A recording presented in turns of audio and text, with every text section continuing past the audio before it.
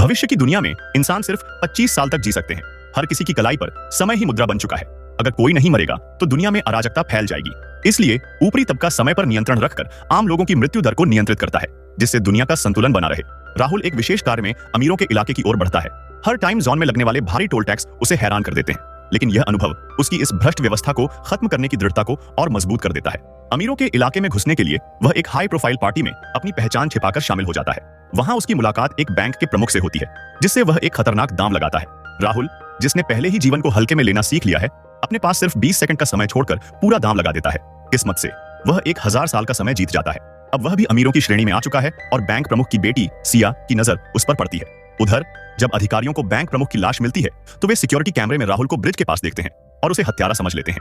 समय प्रबंधन एजेंसी के अधिकारी तुरंत उसे गिरफ्तार करने का आदेश दे देते हैं। पार्टी में राहुल को एक कमरे में ले जाया जाता है, जहां उसका पूरा 1000 साल का समय छीन लिया जाता है। लेकिन मौके का फायदा उठाकर वह 2 अधिकारियों को बेहोश कर देता है और हंगामे के बीच सिया को बंधक बनाकर कार से फरार हो जाता है। लेकिन मुसीबत यहीं खत्म नहीं होती। अधिकारियों से बचकर भागते हुए वह टाइम लुटेरों के चंगुल में फंस जाता है। लुटेरे उसका पूरा समय छीन लेते हैं और कार खाई में जा गिरती है। दोनों बेहोश हो जाते हैं। जब होश आता है तो उनके पास जिंदा रहने के लिए एक पल भी नहीं बचा होता।